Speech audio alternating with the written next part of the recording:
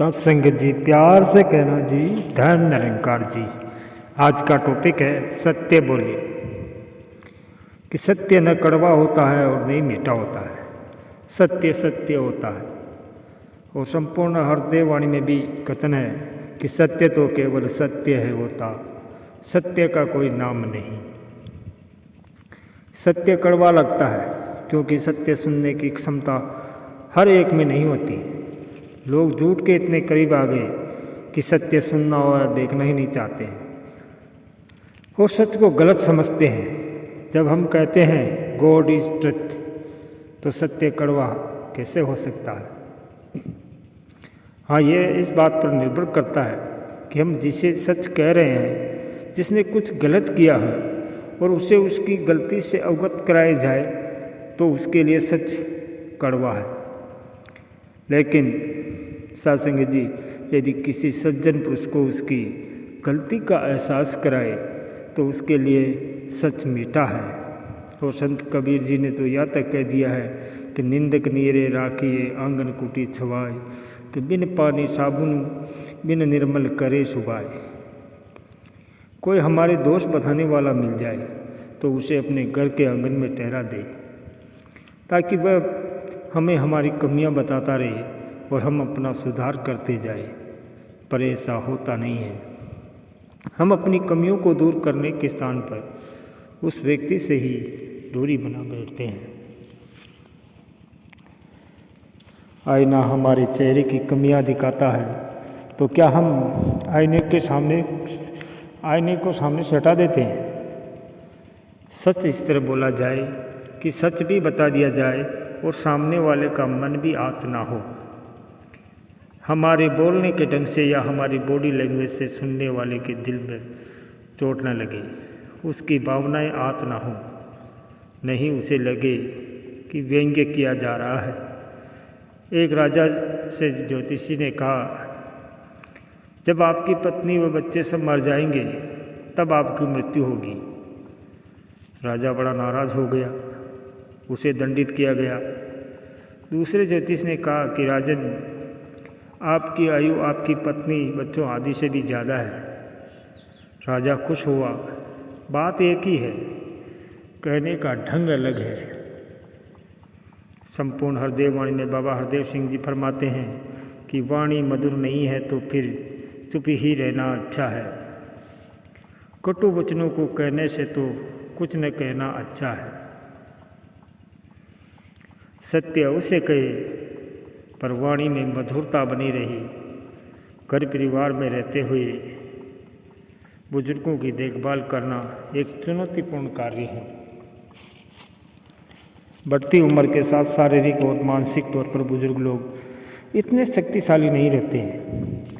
यदि वे हमारी बात को नहीं समझ पा रहे हैं तो क्रोध में आकर ये ना कहे कि आपको तो कुछ समझनी ही नहीं है, बल्कि ये कहे कि मुझे ही आपको ये बात समझानी नहीं आ रही है। मैं एक बार फिर कोशिश करता हूँ, ऐसे में उनके मन को सुकून मिलेगा। इसी तरह बच्चे को माँ का ये कहना उचित नहीं है कि पढ़ लो नहीं तो फेल हो जाओगे। इससे तो बच्चा दुखी हो जाएगा। यदि माँ कह दे कि देखो बच्चे, अच्छे से पढ़ाई करो, आप तो बहुत समझदार हो, थोड़ा ज़्यादा ध्यान दो, फिर देखना आप कितने अच्छे अंकों से उत्तीर्ण होंगे। ऐसे सब बच्चे का उत्साह बढ़ा देते हैं। इसी तरह सामने वाले को सच्ची बात तो कहे, पर बात कहने का ढंग अच्छा हो। एक व्यक्ति बिना बताए किसी के घर अक्सर आ जाता था। उन्हें समझ नहीं आ रहा था कि उसे कैसे कहे कि आपके इस तरह आने से हमारी रूटीन पर प्रभाव पड़ता है। उस मेहमान को बड़ी शालीनतापूर्वक उन्होंने कहा कि यदि आप पहले से हमें सूचित करके आते तो हम आपकी अच्छी तरह से सेवा कर पाएंगे। इन शब्दों ने उस मेहमान पर जादू ऐसा अक्सर असर किया और उसे अपनी भूल का पश्चाताप भी हुआ। एक और उदाहरण देखें कि एक राजा की एक आंख युद्ध में चली गई थी। एक टांग का आकार भी बिगड़ गया था। सभी सलाहकारों को से कहा गया कि राजा की एक सुंदर सी पेंटिंग बनाई जाए। कोई भी कलाकार उसकी सुंदर कलाकृति बनाने का साहस नहीं कर पाया। आखिरकार एक कलाकार ने राजा की शिकायत करते हुए कलाकृति बनाई, जिससे राजा ने भी शिकार करने के लिए एक आंख बंद की हुई है और झुक कर वह शिकार कर रहा है। कलाकार ने सच भी दिखा दिया और राजा की शाबाशी प्राप्त की। संत ऑगस्टिन ने अपने कमरे में लिखवा रखा था कि अच्छा हो पर निंदा करने की बजाय हमारा वार्तालाप आवश्यक है और उपयोगी विषय पर ही हो। एक दिन एक मित्र ने उनसे किसी व्यक्ति की निंदा करनी शुरू कर दी। संत ऑगस्टिन कहने लगे कि आप मुझे इतने प्रिय है कि न तो मैं आपकी बात सुनने उसे इनकार कर सकता हूँ और न ही मैं आपको यहाँ से चले जाने के लिए कह सकता हूँ। अब मेरे पास एक ही तरीका है कि यहाँ जो चेतावनी बोर्ड मैंने टांग रखा है उसे उतार दूँ। बोर्ड पर निगाह पड़ते ही मित्र को अपनी भूल का एहसास हुआ और वह संत ऑगस्टिन से क्षमा मांगकर चला गया। उसका प्रभाव भी सकारात्मक रहा। तभी तो कहा है कि मधुर वचन है औषधि, कटु वचन है तीर, श्रवण द्वार हो सचरे साले सकल शरीर। कि मीठे वचन दवा का काम करते हैं और तो कड़वे वचन चाहे वो सत्य ही क्यों ना हो तीर के समान घायल करते हैं। तुलसी मीठे वचन ते सुख उपजत चहूँ और।